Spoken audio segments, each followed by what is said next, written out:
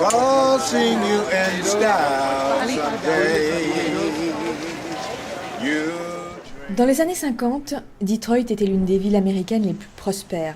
On l'appelait, et on l'appelle toujours Motor Town, parce que c'est l'industrie automobile et ses trois principaux constructeurs, Ford, Chrysler et General Motors, qui ont été les artisans de sa fortune. Mais entre la concurrence des véhicules japonais dans les années 80 et la crise financière de 2008, la cité du Michigan a été l'une des plus éprouvées du territoire américain.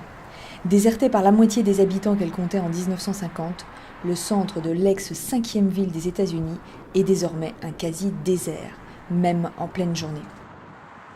Quant au quartier résidentiel, la décadence et l'abandon s'y sont installés. En dépit de cette désolation, subsiste chez les Detroiters qui sont restés fidèles à leur ville, une véritable détermination à survivre, revivre et même redonner sa splendeur d'autrefois à leur cité. We started from the bottom. Nobody gave us anything. Dans un contexte vérolé par le crime et le chômage, la nourriture est devenue un enjeu primordial. Chaque samedi s'échangent au Eastern Market pour des sommes modiques les fruits et légumes cultivés dans les fermes régionales et même locales. Dans cette région du Michigan caractérisée par la richesse de sa terre, on cultive jusque dans le centre-ville, individuellement ou collectivement.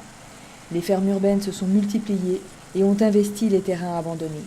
Certaines, comme Arthworks, qui alimentent quotidiennement une soupe populaire, apportent des produits de qualité dans les quartiers les plus défavorisés. Urban growing in the city is important because it provides a space in which communities can come together and learn from each other, that it provides a space in which we can rekindle a certain spirit inside of us of a connection to the earth and where our food comes from. Mais si Detroit attire de nombreux artistes, c'est aussi parce qu'elle offre un cadre privilégié pour exercer leur spécialité. Bethany Matek est la fondatrice d'une fabrique artisanale de cravates et de foulards imprimés. Le loft où elle travaille et entrepose ses créations dans le centre-ville ne lui coûte qu'un modeste loyer de $500 par mois. For people who live here, definitely more affordable than where people traditionally go to be artists, which is New York or Los Angeles or San Francisco. Karl Nielbock, artisan en fer forgé formé en Allemagne, a décidé de se lancer dans les énergies renouvelables en fabriquant lui-même des éoliennes pour lesquelles il utilise notamment certains mécanismes récupérés sur des roues d'automobiles abandonnées dans les décharges. I'm working with materials and parts and components that are available within an 8-mile radius. Attiré par l'espace disponible et des initiatives telles que Detroit Venture Partner, qui soutient les plus méritants des entrepreneurs, la cité du Michigan est en train de devenir un paradis des startups. If you come to Detroit, you might see a lot of empty buildings and you could say, oh, this is really sad. Or kind of from the entrepreneur point of view, you say, oh, this is an opportunity. I heard about this kind of Detroit 2.0 movement, heard about Josh Linkner, Dan Gilbert, kind of what they were doing to reinvent the city. I decided to move back and start a business here in Detroit. I started 313 Energy, which is a local energy drink that gives 11 cents for every purchase back to the city of Detroit.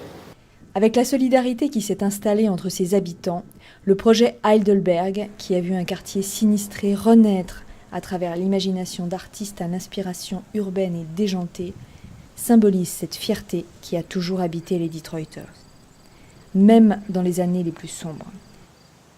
La renaissance de la ville est une réalité, mais la route est encore longue, même si les plus dynamiques des habitants affichent un optimisme indestructible.